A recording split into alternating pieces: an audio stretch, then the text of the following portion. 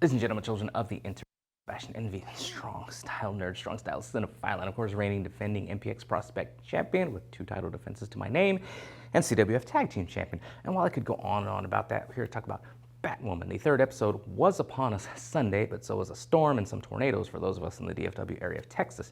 I'd been watching the episode on TV when my satellite crapped out, and I had to wait to watch it on the CW app. And then, of course, life delayed me yet another day, but I saw it, so let us geek about it for a scant few minutes, just a few, looking at mostly the highlights of what was a developmental episode for a lot of the characters, even if there was little bad action. Now we finally see Kate adopt her Elseworlds look, as well as formally arrive in the consciousness of Gotham City at large.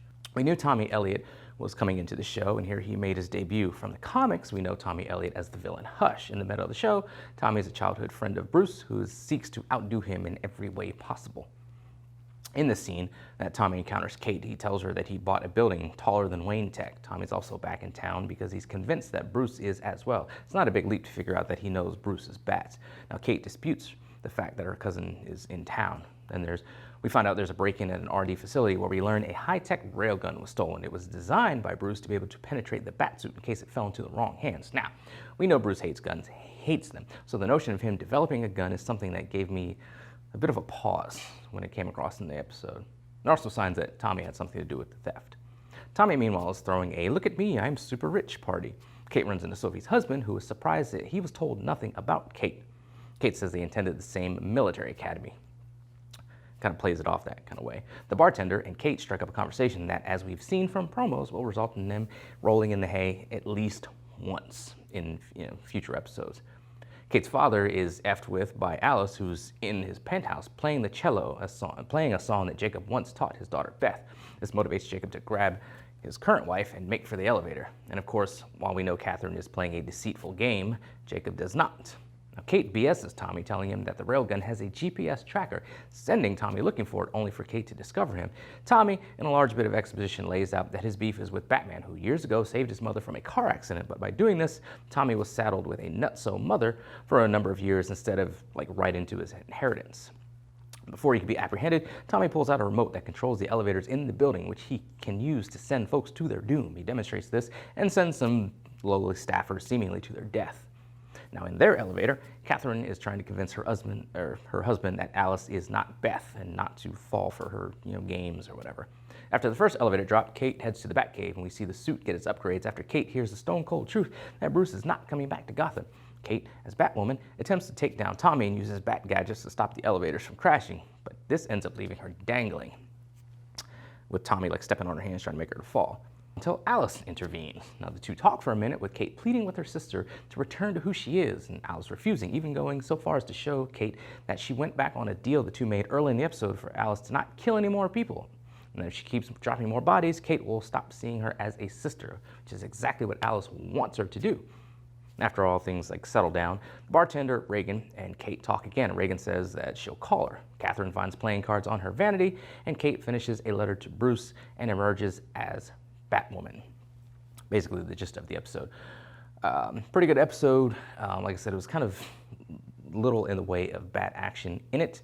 My big issue with it was Bruce developing a railgun, a gun of any kind. Why would he do that? I'm sure there's other devices he could concoct to disable the bat suit if it ever got into the wrong hands, but a gun, it just goes along with some of the things that I don't like about the show that we know about the Batman character. And I'm not Batman's biggest fan or anything. I'm just tired of his overexposure in comics, cartoons, and movies to begin with. But I'm fine with the notions and the basic tenets of Batman and what it is to be Batman, to be Bruce Wayne in the comic book world. And he would not use a gun. He would not jet away from Gotham. That's the thing. There has to be, and I've seen it speculated on message boards, Reddit, stuff like that, that maybe Bane broke his back or he's nursing some debilitating injury that some supervillain gave him, and that's why he left, because he's done it before. So if it comes, full circle that he did that, that would be so much better than for us to just believe he just told Gotham to kick rocks and that was it. So it's just still, I'm just having a hard time with the notion that Bruce just up and left Gotham just to fend for itself. I don't like that. So there's that issue.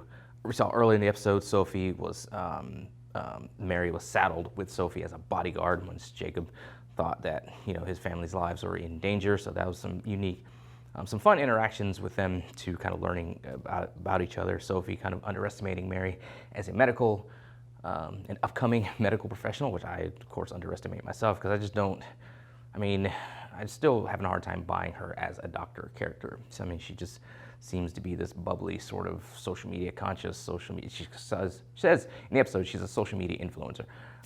So I see her just as that, not as the doctor who runs a illegal clinic in the slums of town. I don't buy it. She's a little bit too just like up here for that, if that makes any sense. We see Tommy Elliott comes in. He's not, of course, the villain Hush. He kind of goes in and goes out pretty quickly. So is he going to come back in an adaptation of his more villainous persona? And of course, good, we see the Riddler, because as we heard on the episode, it was teased that Tommy got his information from the Riddler, knowing that Bruce is Batman. Which, of course, is interesting, seeing as how in the animated adaptation of Hush, they did a twist from the comic book that instead of having it be Tommy as Hush, it was actually the Riddler. So, will they try to bring something like that back, and maybe Tommy actually won't be Hush? Maybe Hush will end up being the Riddler, or maybe not even the Riddler so much as like Nigma, and have him just called that because, of course, I think it's the dude's name is Paul Dano, who's playing Riddler in the Batman movie that they're developing now. So we all know the CW, WB, DC doesn't like having characters on screen, on the small screen, on the big screen at the same time. So will they do something to have the Riddler but not have the Riddler, especially not have him on screen, considering what they're doing with the movie? Remains to be seen. It was cool to see somebody, there will be other villains other than Alice for Kate to deal with, because it could stretch out their story. Their relationship is kind of fun to see them kind of play off each other, and the actress playing Alice is actually really good in the role that she's playing, and just chewing the scenery with every scene that she's in, much better than we saw her previously in other shows that she's been on CW, because she was on Birds of Prey, that crap show. It was cool to finally see Kate get her red look and the wig to differentiate herself from Batman, to finally show people that, hey, it's not Batman. Her plan to draw Batman back to Gotham, I guess by standing in for him, didn't work. He's not coming back, so she's Batwoman. And the line where she says maybe she could be better than Batman, I could see a whole bunch of basement-dwelling dude bros getting triggered off of that line, because they're always... one of the complaints I see about Supergirl is them emasculating Superman to the benefit of Supergirl, and having instances where he even says, hey, you're better than me and you're stronger than me, blah, blah, blah, blah. So I could see them getting triggered over the idea that she is going to be better than Batman. I didn't care about it, but that's just me. Overall, it was a good episode of Sophie, and we're starting to see some of the lingering sort of will they, won't they, CW romance-ness of what's going to happen with her and Kate going forth in the season. It sucks for her husband, because he just a hapless dude who happened to marry this chick who still had a thing for her ex-chick. So he's going to get caught up in it. If they actually don't end up together, I would be surprised. And that would actually be cool if they actually don't go that way and just let Kate be, have the truth come out, and all the drama and shenanigans happen when the truth finally comes out. But then they can just agree to, go their separate ways. We will see. Probably won't happen that way, but we'll see. All in all, it was a good episode. I'd give it a 7 out of 10. None of the episodes are sucking. They're not blowing me away either. It's interesting enough to keep me watching. I'm still a fan of Ruby Rose. Digging her scenes. Still have to see more with her as Batwoman proper. Now that she's all red, got the wig and everything, we'll see her more as Batwoman proper. So I want to see how she does there. I want to see if the action gets better. And I want to see where this Alice thing goes with Kate and with Jacob and with Catherine, and what connection she has to Alice, or maybe what happened in the family, that sort of thing. I think in the promo for the next episode, which features Magpie, there's a scene where Jacob's telling her not to talk to him or get away from him or something like that. So maybe some stuff comes to the surface. We will see. But those are some of my thoughts on it. What do you guys out there think? More importantly, let me know in the comments below. Follow me on social media. Talk to me there. Talk to me here. And yeah, got Flash and Arrow tonight. Probably be on as by the time this finally gets loaded. So we'll see what happens with those new episodes. Dealing more with Crisis stuff. Crisis is coming. I cannot wait. This weekend, see me. If you're in the DFW area, come out and see me do what I do, going places, kicking faces, defending my prospect title for the 3rd time. 4 times.